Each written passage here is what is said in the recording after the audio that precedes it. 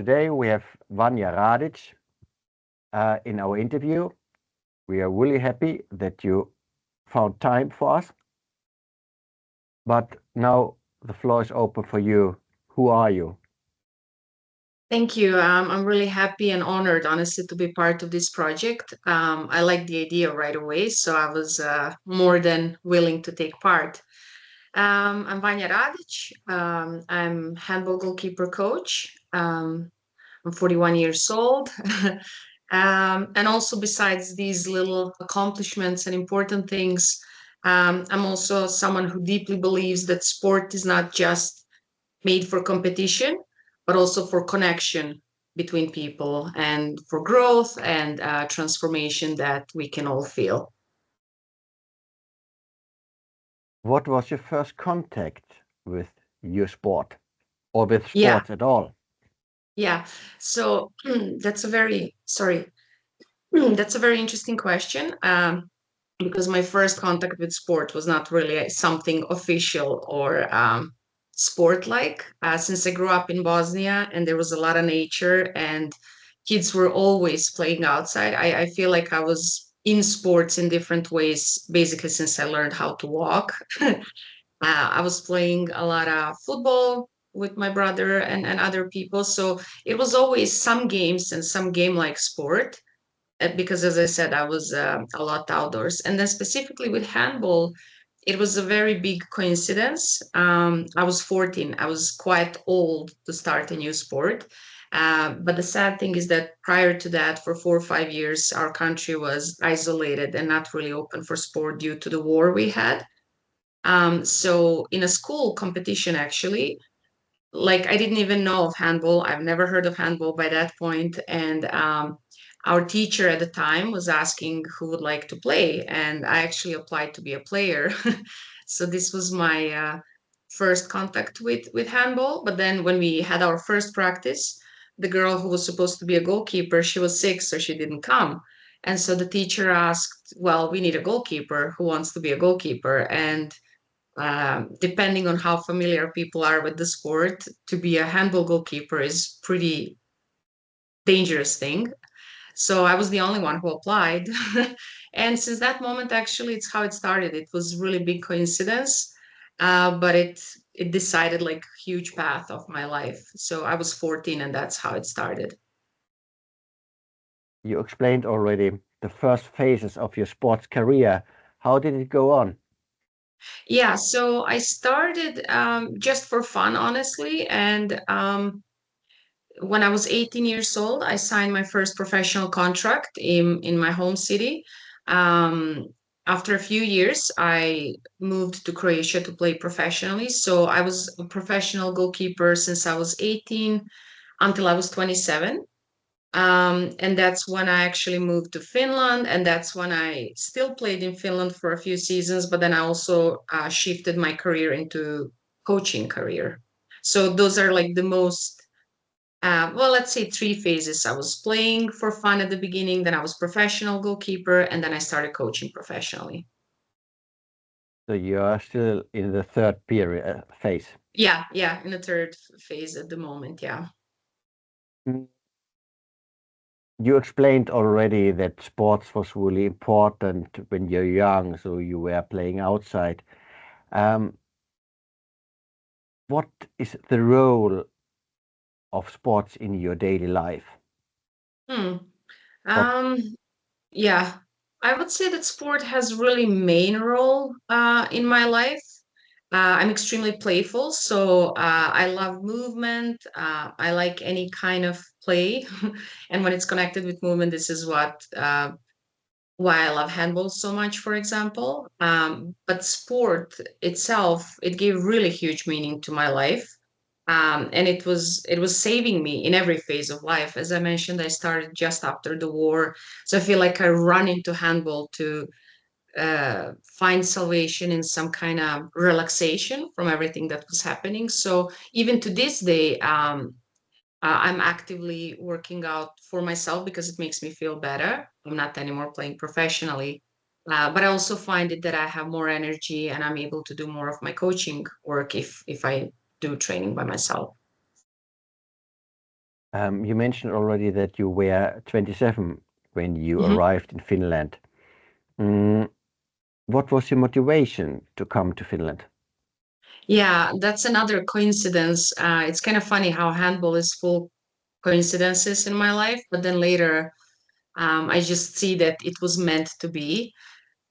So this was 2011, and I was already playing 7 years professionally in Croatia. And I was just in between of leaving Croatia and going to another country, deciding which country I'm going to go to. And at that time, I met a few friends from Finland.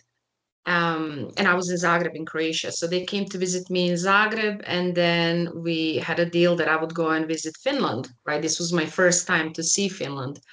And I was lucky enough because it was June. It was very good weather, which is not so common in Finland. But I just fell in love with the country. I came there for 3 weeks. I loved nature. I loved people. I loved how safe it felt. So this is how I just decided, okay, I was also a little bit fed up with coaches and team managers and clubs deciding my whole free time.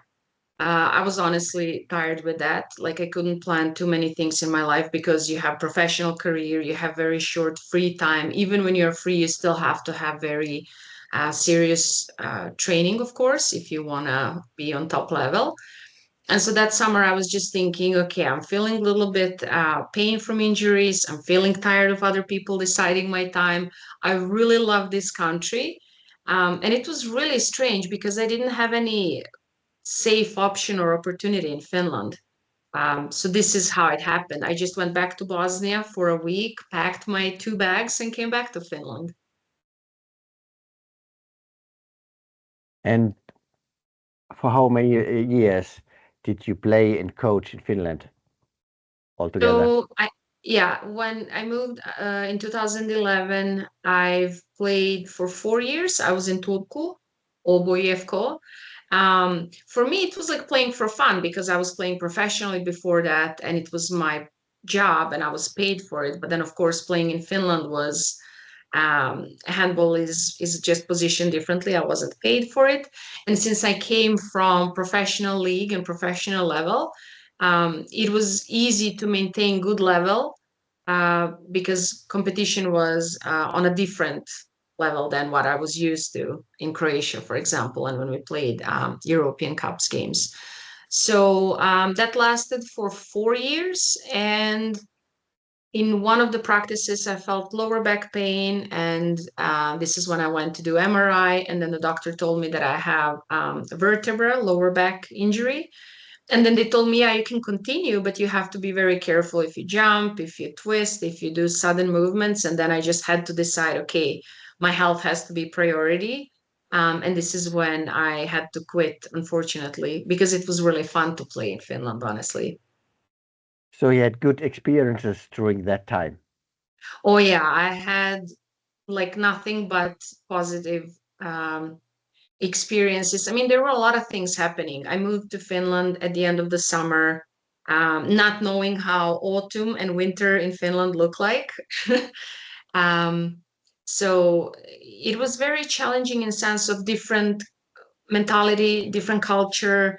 Everything was very different. But then handball and people from sport presented me country and everything in a very, very different way. So even when I'm thinking back now and all the people that I met in the meantime who came to Finland, I know that I would have totally different experience of Finland and me moving to Finland if I didn't have sport to come through, like handball specifically. Because handball, as it's known, is also Swedish-speaking Finnish sport, right? Not just Finnish-speaking Finnish sport. So this brought a little bit different mentality, I would say. So people were extremely welcoming, warm, friendly. Like I honestly have just beautiful memories when I remember all team building activities and just how supportive and accepting everyone was there. And when we look now at at differences, how was the sports culture in Finland different from Bosnia and then later from Croatia? Yeah. So this is always a very interesting question. I was talking about this already a few times with several people in the meantime. People who didn't visit Finland don't really understand that Finland is a cultural island, because people in this side of the world, for example, or in Asia, everyone somehow thinks, well, Finland is Nordic country, like it's like Norway and Sweden. And so then it takes a little bit of time to explain that it's really different, right? Especially, I would say mentality is very different. I mean, even Finnish language, extremely different and challenging. Communication style in Finland, people are not as expressive when they talk, like, for example, where I come from. Emotional expression, like what do you say, how you feel about anything. And this was really interesting, even after games or as a coach. It was very interesting to see how people keep themselves more closed up in Finland. So that's very different. And then, of course, social structure. I love how system is organized in Finland. It's really beautiful. Whereas in country that I come from, for example, we will go all in, and our only chance to succeed in life or to get out of that country, Bosnia, will be sports, right? And even if you have good education, you still are not guaranteed to get a job because of corrupted system and everything. Whereas in Finland, sport is more accepted as a relaxed happening or thing. People can enjoy more. So I've seen a less of a fighting spirit, if I can say so. Like, I love sisu and I love everything that that term brings in Finland, but it's very different because of this comfortable space. You know, like in Finland, you can have education, you can have parallel career and job, and in Bosnia, you will literally give your all for that sport because that's your only chance to get out of the country or to make some success. So these are two biggest differences in how athletes approach sport, in how, for example, mental preparation or mental effort in team sports go, from what I saw. So I would say that those differences are like the biggest ones. They're really interesting observations. Yeah, and what I think, actually, it's not like this is good, this is wrong. I think teams that I worked with, or even when I played, I could bring a lot of Balkan fire into Finnish calm. Even like when Finnish athletes are on fire, they're still more calm and more reserved than people from where I come from in sport. And this is just pure mentality, because in Finland, culturally, is just like emotional expression is not that supported. It's just different. I'm not saying it's wrong. It's just like, you know, I had to be with some of my friends for 3, 4, 5 years, good friend, to get them to open up and speak. Whereas in Bosnia, you sit with someone for coffee, they're going to tell you their whole life story. And it's really interesting to learn the differences between these two cultures, in my experience. And then I've learned so much about different ways how people respond when they're under pressure, like in competition. How do they respond to like success, comparing experience from Bosnia and from Finland, and also how they create their identity in sport. How did these Finnish way of doing exercises and playing games, what kind of impact had this on your own coaching style? Did you adapt something from the Finnish style? Yeah, actually, yes. So this is really interesting part of the story, because in the meantime, I developed, I would say, really good, and many other people say really good coaching methodology and philosophy for work with handball goalkeepers.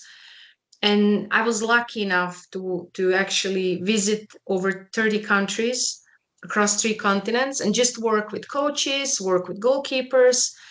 And so what people don't know is that I developed this whole methodology of my coaching and my approach in Finland. So, and this is why Finland was such a big step for me in my coaching career, because I was getting to know this totally different culture. And when you work with athletes in that kind of culture, you don't get as much response as in, let's say, Bosnia or Germany or Spain, just because people are more closed up. So then you don't get facial recognition of how do they respond to information you give them. Do they understand? Do they get it? And then you just don't get like even this language beyond language level. You don't get it in the same way.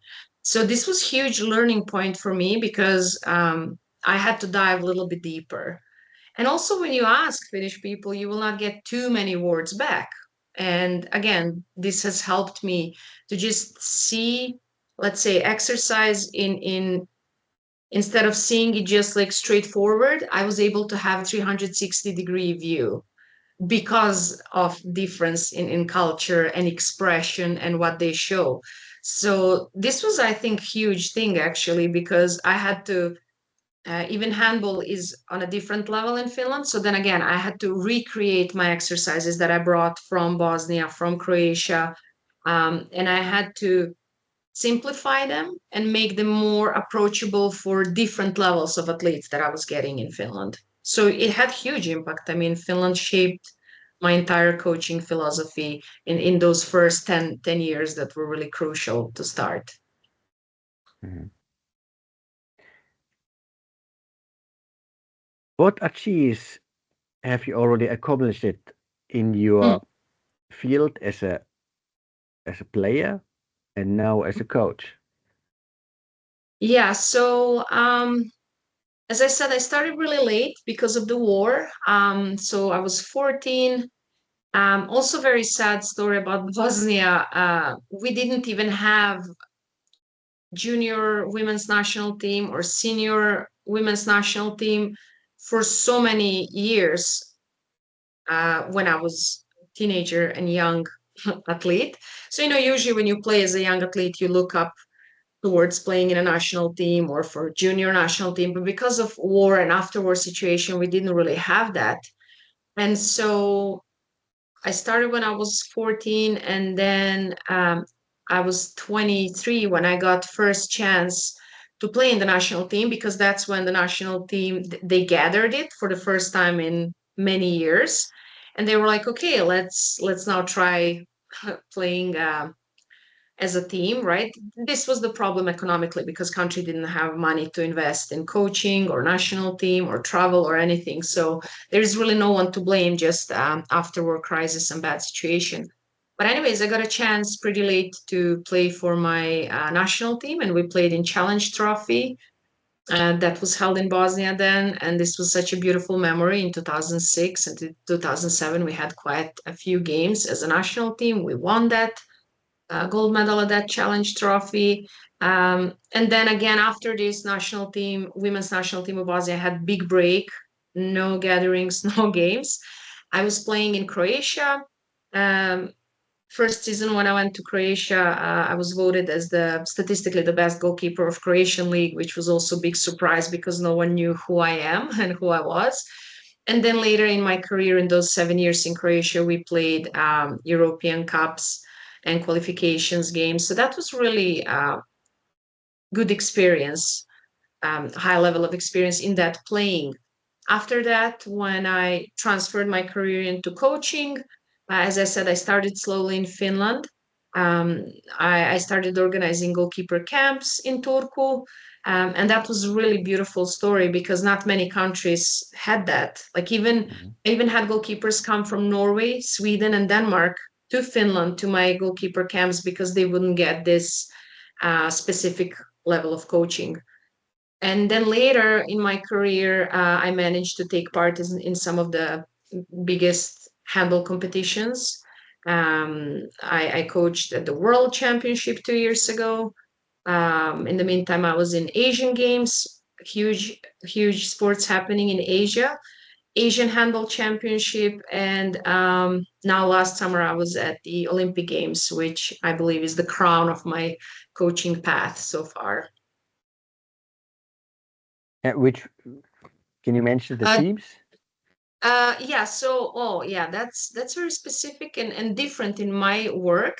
I used to do a lot of work with goalkeepers who would belong to different teams. Like I would work privately with them because they would need specific coaching and a little bit higher level. So they would hire me not even connected to their team. Do you mean in Finland or internationally? Internationally? Then, yeah, first in Yeah, Finland and yeah. then So later in Finland I on started. international. It's really interesting because in Finland also with coaching work and of course economical situation in sport is different. I started in Åbo IFK and then it slowly spread. I started to work for the Finnish Handball Federation.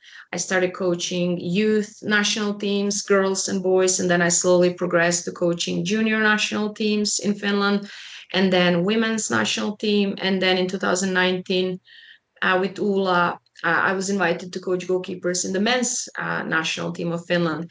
Besides that, I was working in HIFK in Helsinki, Dicken, Quiff from Kirkkonummi, Grankula. So I was working with like 5-6 teams at a time in Finland. When I left abroad, I was coaching in American junior women's national team when we played Pan American. We played Continental Championship where we were fighting to qualify for the World Junior Championship, and this was in April 2022. So I was coaching American junior national women's national team, and we did qualify for the World Junior Championship. After that, I was invited to coach South Korean men's national team, and I stayed with them almost 2 years. And then Korean Handball Federation asked me to coach and help their women's national team at the Olympic Games. So those are like few little jumps. But besides these big projects, I was working with a lot of goalkeepers from different countries and different clubs. Yeah, these are really not only nice, these are huge experiences. Yeah. What challenge do you currently face in your work and in your field and within your sports discipline? And what challenge do you foresee in the future? Who is playing handball? With which background? Socially, economically? It really depends which country it is about. So because I was lucky enough to visit so many different countries through my coaching, I got a chance also to see a little bit how it's inside. So for example, just as the first example, in Bosnia, coaches are not paid enough at all. Like this is not even normal optimal salary that can help them survive monthly. So this is Bosnia. So sport itself doesn't get any support from the government, from country. Sponsorships are very low. Conditions for work are very bad. So you will have young levels of athletes, of sports, of handball groups. And some parents can afford this, some not, right? It's not too high level to pay, but for some parents it is. Now, in Germany, we can't compare the standard because it's much higher. There are professional coaches, a lot of sponsorship, a lot of support from many different levels. So it's more affordable for families to take part. From my experience traveling in many different countries, I find it the most challenging for people with different immigration background. Because of course those families are having the biggest challenge even to integrate in the society, to earn enough money to just live on a monthly basis, let alone to have luxury of playing sports. Because in my opinion, sadly, sports have become a luxury. And of course, economical situation is changing in the last, let's say, if we take last 10 years, it's changing a lot. So if sport is small in a certain country, they will probably have to charge more, unfortunately, and this will repel people from that sport. but they're trying to find like, how can we invest in coaches to get athletes? It's very, in my opinion, it's very complicated in countries where handball is small sport, specifically handball. So across all different countries, as I said, I was in 30 different countries, different backgrounds, different level of people who live there who are from different countries.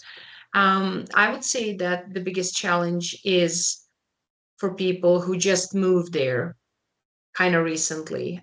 They will struggle the most to have enough economical means to invest in this luxurious thing for their kids, right? That's one part, that financial part. The other challenge that I find in my own work will be every time when I enter a new culture, it will be different cultural input. Like it's going to be different way how they receive information, how they react to information, how, like I can be as chatty and have as many fun little jokes in my coaching in Finland, like in Bosnia, or in Korea, like in Bosnia, or in Japan, or it depends on mentality of a country. So I would say that's like second challenge, so to say, besides this financial, that I can see that it's happening in what kind of culture you're working with. Last question. Mm-hmm. Do you have a personal vision or a philosophy on how you would make your sport fairer and better? Yeah, that will be again this same topic of financial support. I have met and seen a lot of families whose kids, for example, love handball, but they don't even have money to buy shoes for their kid, handball shoes to play handball. Now, specifically in Finland, I've witnessed few situations, even from Finnish Handball Federation or from clubs, who will collect money and buy shoes or buy playing jersey or equipment. So that's where it can be solved. In some other countries, let's say in Bosnia, other players and other families can't even collect that. So this is going to be another challenge. But then again, I know of countries where coaches are not paid at all. They're doing it as kind of just personal satisfaction. So they will coach a lot of kids, and then they have really huge groups of kids taking part. And this is good because a lot of kids get introduced to sport, they get movement, which is extremely healthy, right? So there are different ways how I believe this can be arranged. And also, I don't think that coaches should work for free, right? But there should be a way for clubs to pay to coaches and to get economical part in the team, so that families don't have to pay so much.